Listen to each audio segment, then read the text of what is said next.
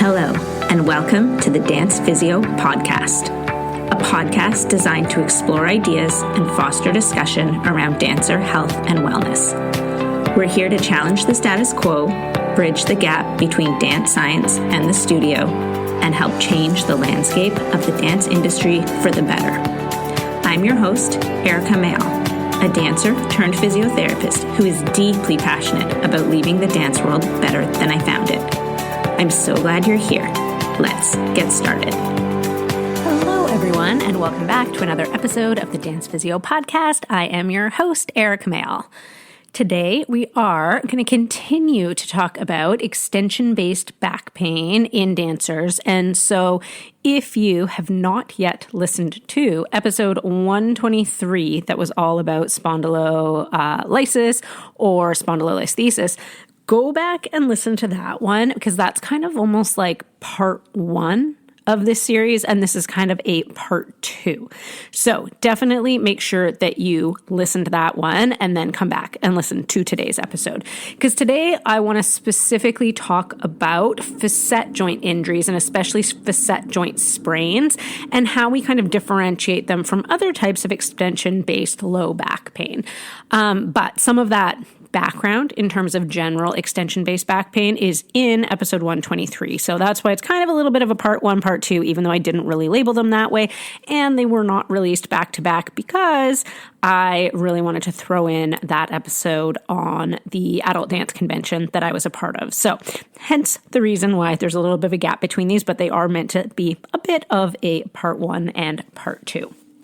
So, like I said, today we're going to specifically talk about facet joint injuries and facet joint sprains. And these are probably the second most common type of extension-based low back pain that we see in dancers.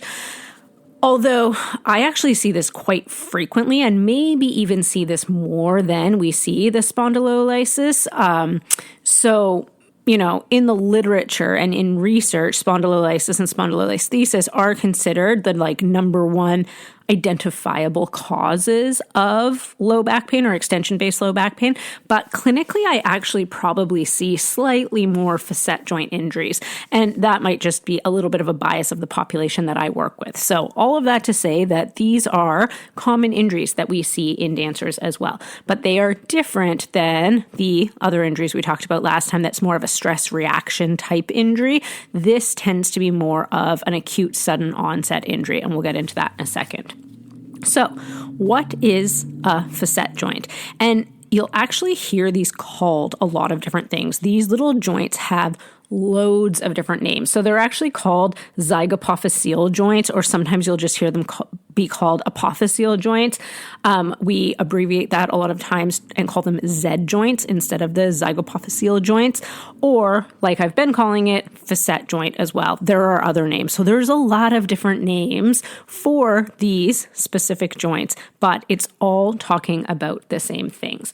And essentially, these are the little joints that are located on the posterior arch of the spine. So similar to when we were talking about those stress reactions, we were talking about that happening on the lamina of that posterior arch. The other part of that posterior arch is what we call these processes. And so these little processes form what we call facet joints or what we call Z joints. And so it essentially, and this is going to get really technical, so if you are a dancer or a dance teacher, you can ignore what I'm about to say, but I know that there's a lot of physios and other healthcare professionals who listen to the podcast. So these facet joints connect the inferior articular process of the vertebrae on top with the superior articular process of the vertebrae below. So essentially, they are little joints that connect one vertebrae to another. And we have two of them at each vertebral level. So one on the right side, one on the left side.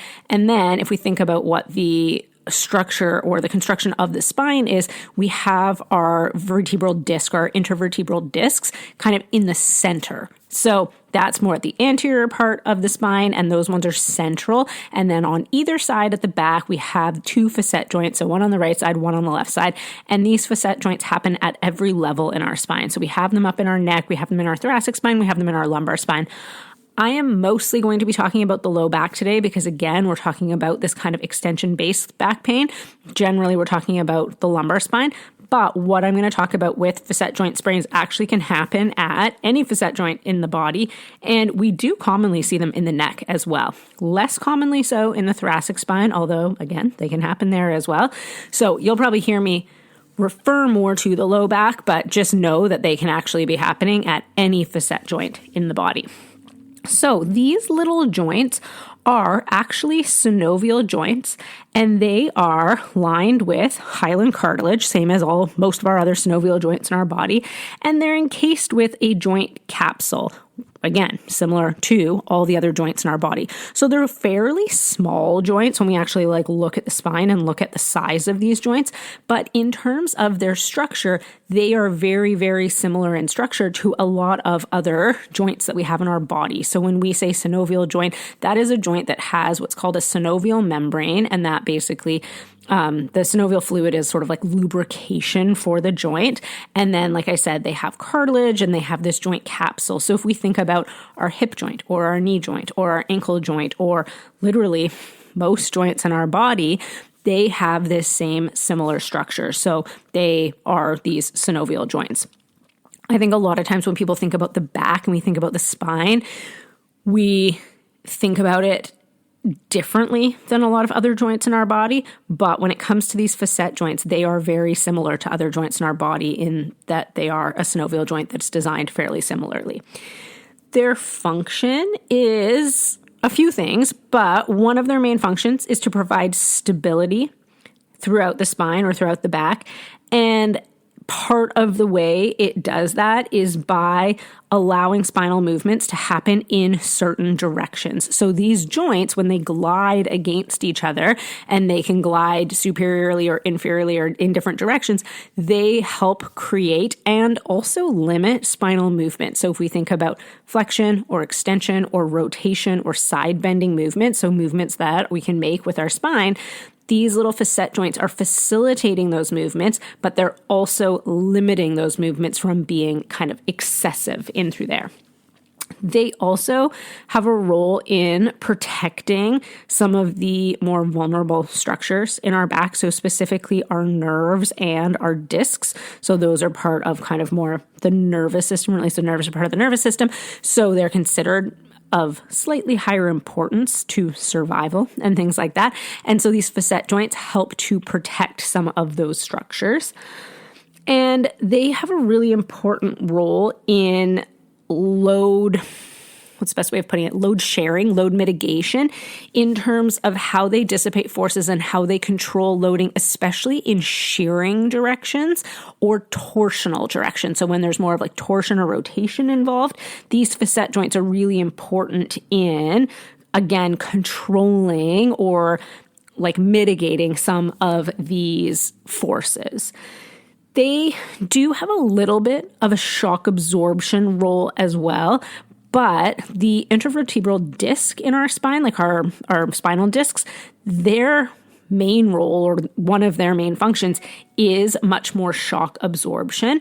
So as far as shock absorption goes, the facet joints, it is not their primary role, I will say, but they are involved a little bit in shock absorption, not as much as the discs are. So just something to kind of keep in mind.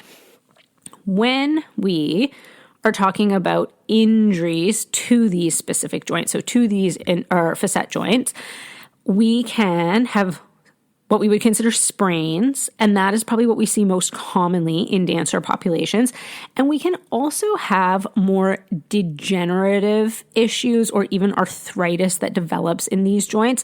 We don't see this as much, especially in younger dancers, but certainly if we have older dancers or people who are later on in their career, we may see some degenerative changes or arthritis developing in these facet joints. And sometimes we'll even term that something called like facet joint syndrome, where people are getting pain or stiffness or like movement limitations from degeneration that is happening in those joints. That is not what I'm going to focus on today. I'm going to focus mostly on sprains of these joints. So facet joint sprain type injuries that are what we see most commonly in dancers, and certainly in younger dance populations. This is what we're going to see much more often than we're going to see that kind of arthritis or degenerative type changes in the facet joints.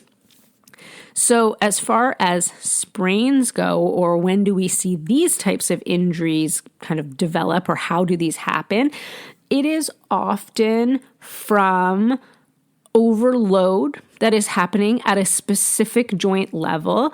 And generally, or oftentimes, that is associated with some sort of extension or twisting based movement. It can happen with other more flexion based or reaching type movements. And we see it sometimes with like lifting. You'll hear somebody say, oh, I went to lift. It's usually heavy things, like somebody goes to lift a heavy box, or they go to like lift a heavy piece of furniture or something like that. And they're like, I felt something, happen in my back. I felt something pop. I felt like, sharp pain all of a sudden, that type of thing.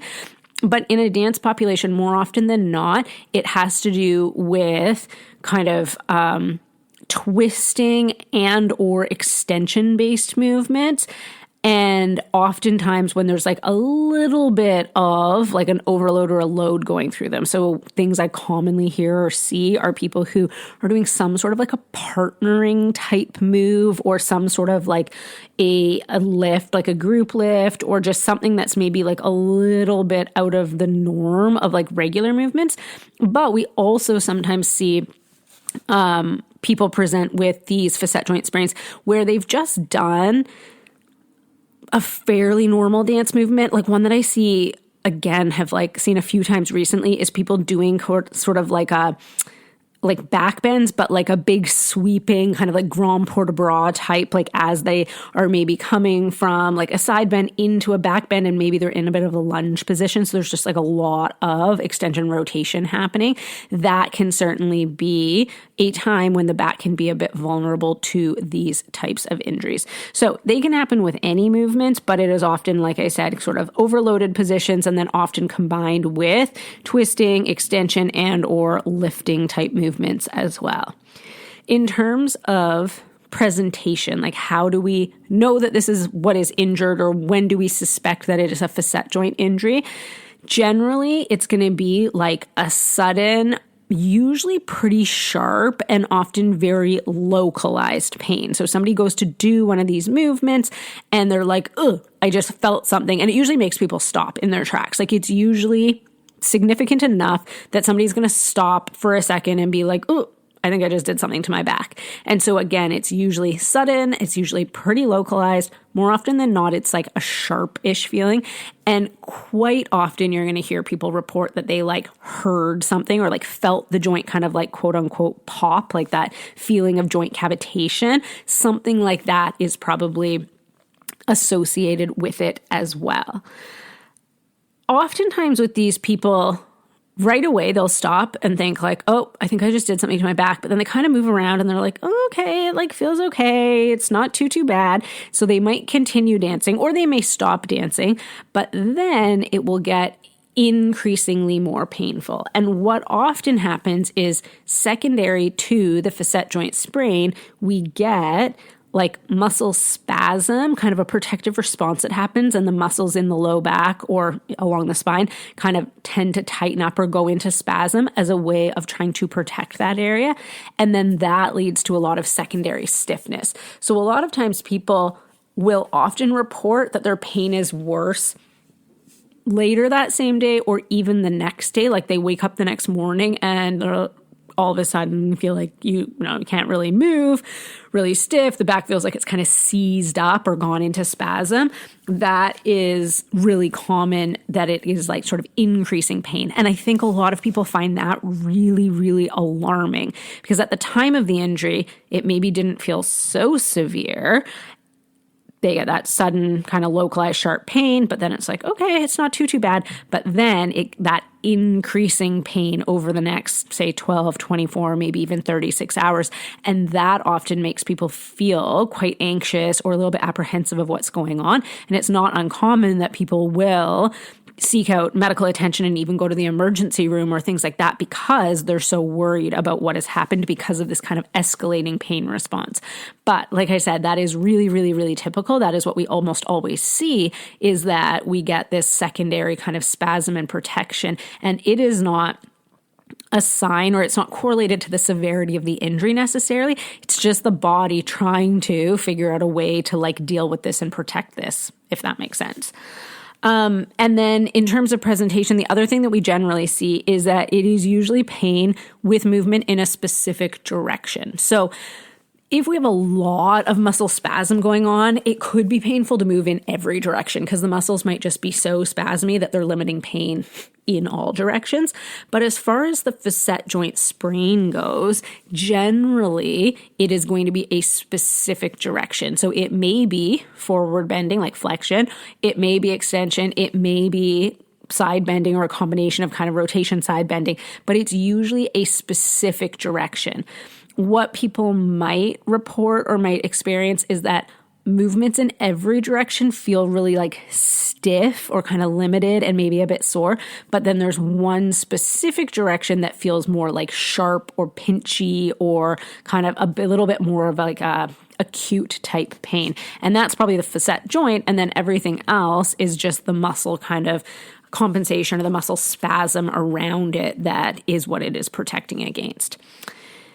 As far as treatment for these, again, I think because it's the back, people often are more fearful or maybe more anxious about dealing with injuries that happen in the back. But at the end of the day, a facet joint injury is a joint sprain. And like we said, the facet joints function very similarly, if not the same, as other synovial joints in our body. So when we think about treatment and we think about what we want to do with this, they're really not that much different than treating an ankle sprain, for instance, in terms of the principles that we are going to use.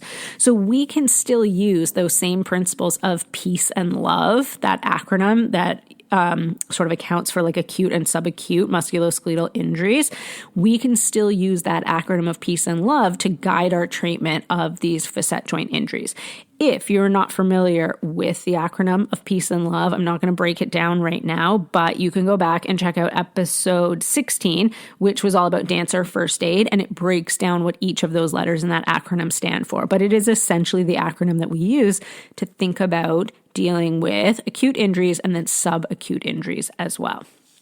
But to break that down specifically for these facet joint sprains, number one goal with these is going to be to reduce the muscle spasm associated with it. Because like I said, that is often the thing that is most alarming to people. It's usually the thing that is most debilitating in terms of how it limits function and movement.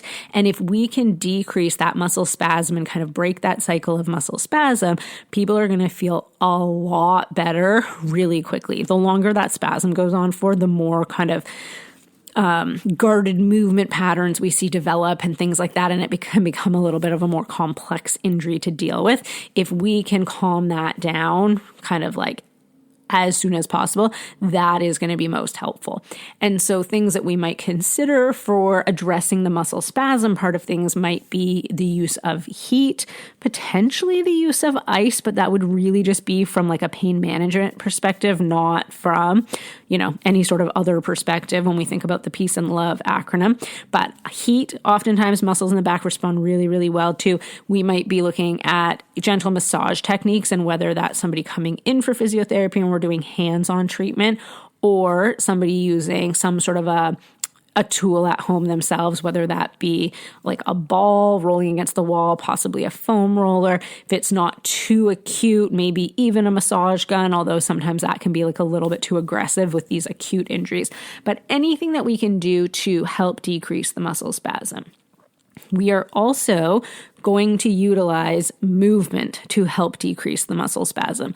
So anything that we can do in terms of gentle movement for the back. So one of my go-tos for this is going to be just like a cat-cow, but really just moving within the range that feels good, where the body feels safe and the nervous system isn't freaking out. So with a cat-cow, we don't want to be pushing into, okay, can we make this the biggest movement possible? We're going to start really small, and you're going to start within the range where the muscles can actually chill out and not kind of freak out out.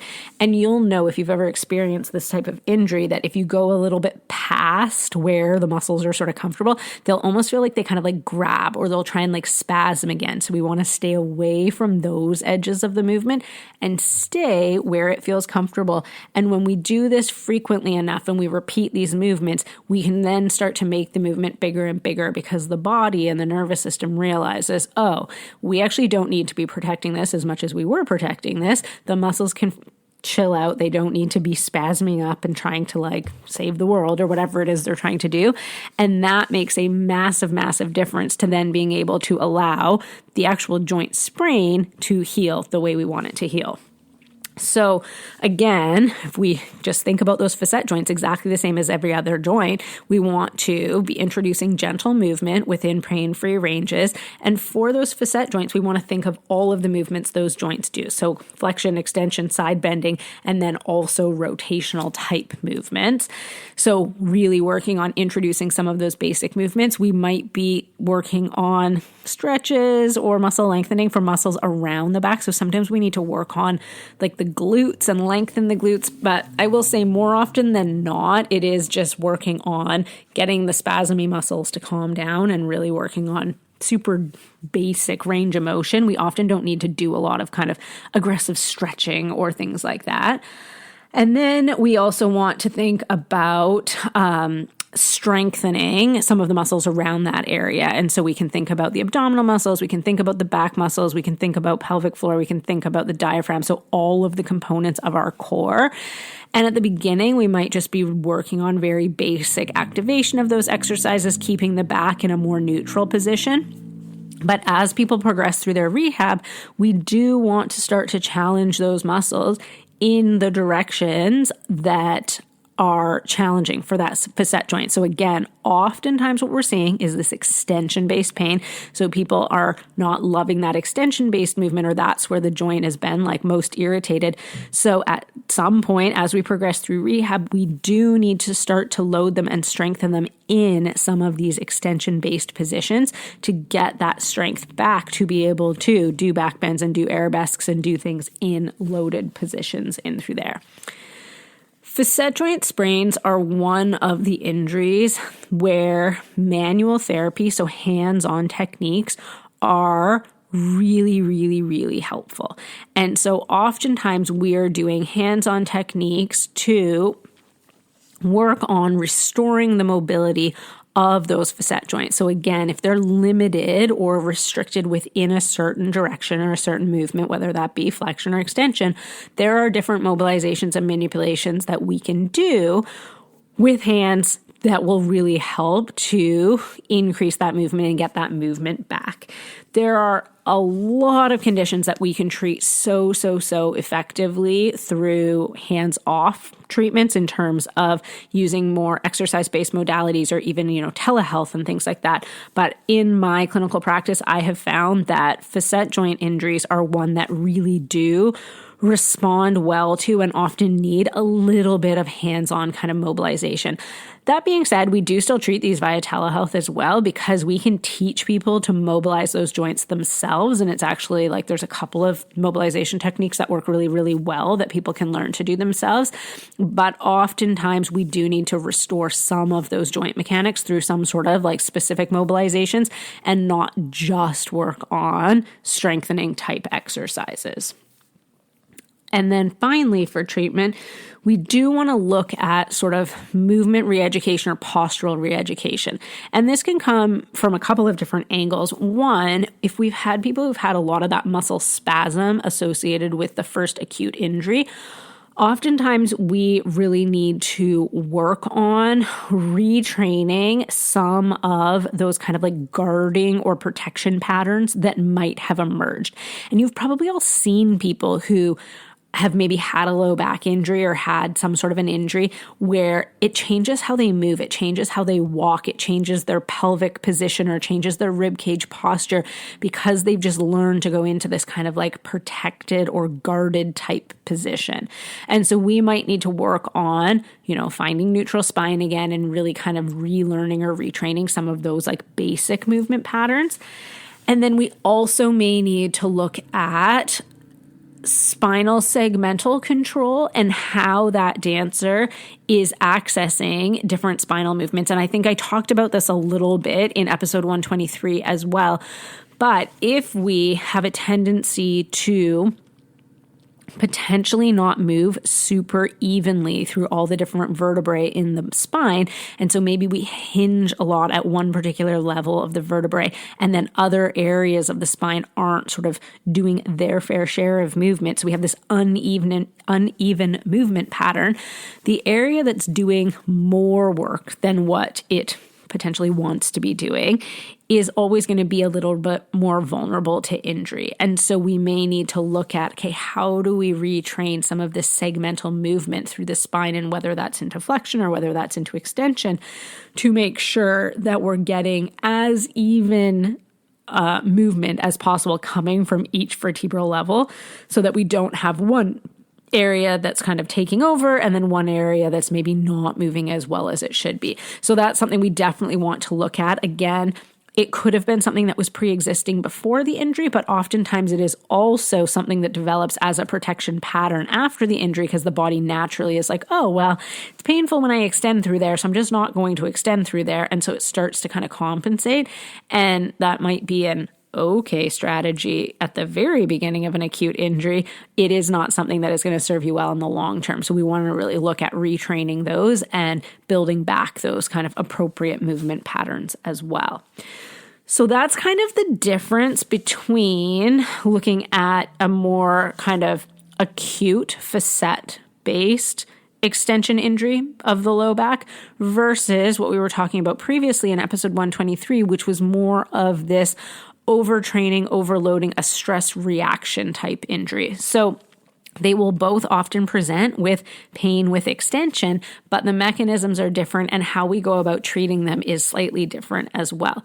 So hopefully that gives you a little bit of clarity about that. And hopefully also, if you ever do have a low back injury in the future, and especially an acute back injury, or like I said, this can actually happen at facet joints anywhere in the spine, hopefully that gives you a little bit of a better understanding of what is actually happening and how to manage these injuries. Because, like I said, these can be quite scary in the sense that they feel maybe more severe than they actually are, in the sense that, like, the spine always feels quite vulnerable in terms of injury. And so people often have a lot of anxiety around these types of injuries. But if we can understand the mechanism of what is happening and that it is a sprain to the joint that is part of the spine, it makes it just a little bit easier for people to understand, or a little bit less scary in that sense. So hopefully that is helpful for anybody out there who may have a facet joint injury in the future or has had one in the past. If you have any questions about that or want any clarification on anything we talked about today, please feel free to reach out to me. My email is in the show notes, or you can always reach me at Dance Physio Erika on social media. If you are not already following me, especially on Instagram, that is where I post most of my information. Please go give me a follow at Dance Physio Erika with a K. I would love to connect with you. And once again, thank you so much for listening, and I hope you have a great rest of your day.